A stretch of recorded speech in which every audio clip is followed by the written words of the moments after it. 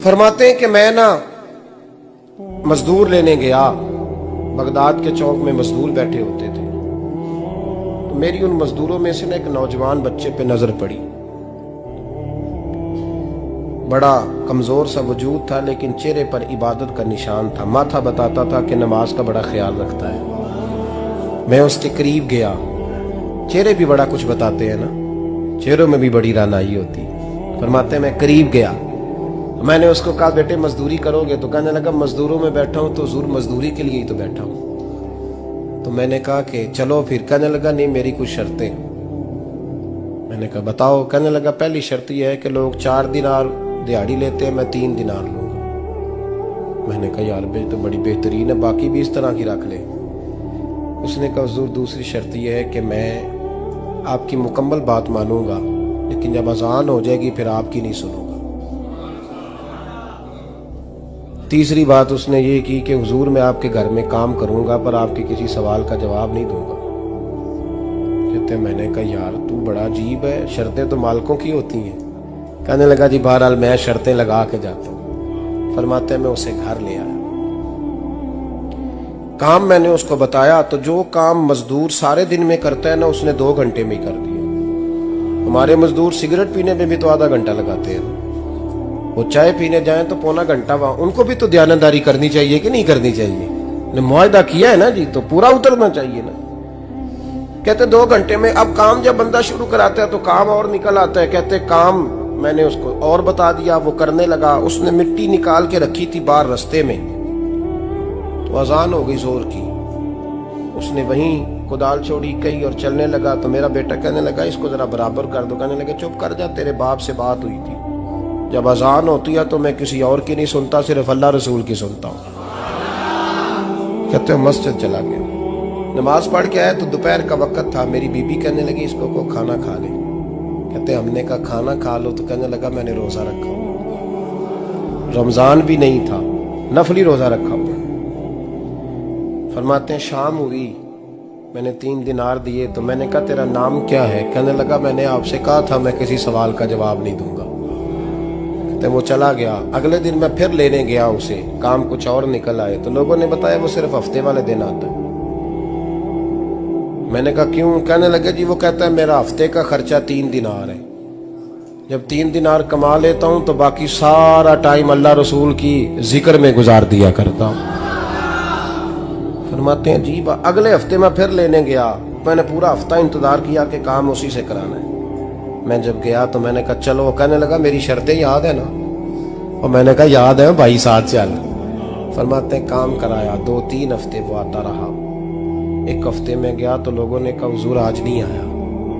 क्यों? कहने लगे बीमार हो गए। कहाँ घर है? कहने लगे बगदाद के कब्रिस्तान के पीछे जो कच्ची आबादी है उसमें रहता है। फरमाते मैं गया, दरवाजे पे दस्तक दी तो कहने लगा हुजूर आप हैं? दरवाजा खोला है, आ जाइए। फरमाते हैं मैं अंदर गया तो मैंने कहा तुम्हें कैसे पता चला मैं आया हूँ?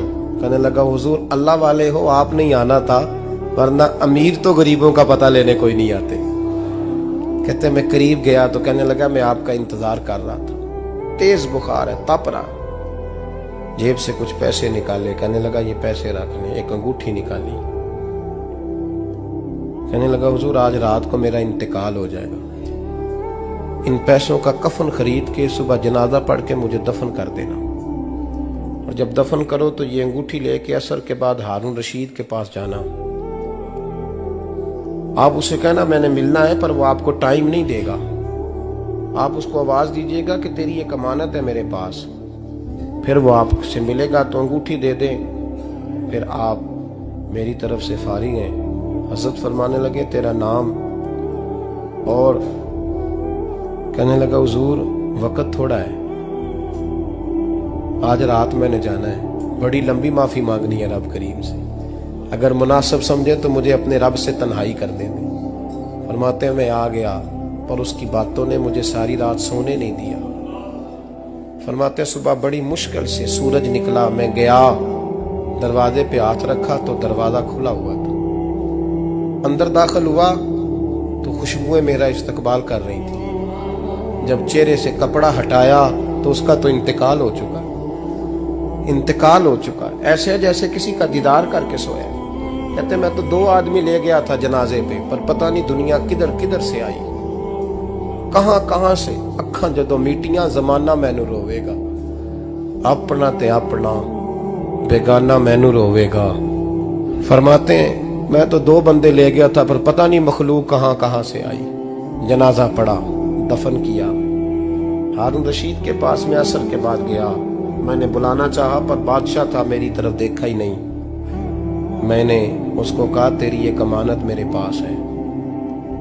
फरमाते हैं वो मुझे कोने पे ले गया, क्या बात है, कमरे में बुलाया, मैंने अंगूठी दी। हारून रशीद तो चीखे मारने लगा, कहने लगा अंगूठी वाला कहाँ है? मैंने कहा वो तो इंतकाल कर गया। कहने लगा मुझे कब्र पे ले चल। कहते मैं कब्र पे लाया तो वो लेट गया, तड़प के रोने लगा। मैंने कहा मेरा कलेजा फट जाएगा, ना उसने कुछ बताया ना तूने बताया, ये कौन था?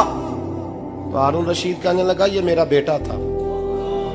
मैंने कहा तेरा बेटा और मजदूर? कहने लगा हुजूर ये हजरत दाऊद ताई के पास बैठा करता था, उनका मुरीद था, मुझे रोज कहता था अब्बा तूने बड़ी दुनिया इकट्ठी कर ली है, मरते वक्त तुझसे टांगे समेटी नहीं जाएंगी, इतना हिसाब नहीं तू दे सकेगा। मैं इसको समझा देता, इसकी अम्मा समझा देती। ये रोज हमें कहता छोड़ दो, आ जाओ अल्लाह रसूल की बारगाह में झुक जाएं। हम समझ। एक दिन ये चला गया, कहने लगा फिर तुम्हारा रास्ता और है और मेरा रास्ता और है। ये सोने की अंगूठी गलती से इसके पास रह गई, गलती से हीरे की अंगूठी चली गई। कहने लगा देखो मेरे बेटे ने आज वो भी वापस कर दी है। फिर तड़प के कहने लगा हारून रशीद था तो ये मेरा बेटा, पर मेरा मुर्शद निकला, मेरा पीर निकला। भाई जिंदगी तो बड़ी थोड़ी है ना।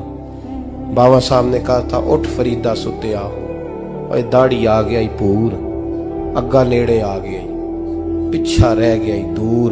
उठ फरीदा सुत्या, खलकत वेखन जा, मते कोई मिल जाई बख्शिया ते तू ही बख्शिया जा। उठ फरीदा सुत्या, झाड़ू दे मसीत, तू सुते रब जागदा, तेरी डाडे नाल परीत। मेरा रब हमें भी अपनी बारगाह में कबूल फरमा।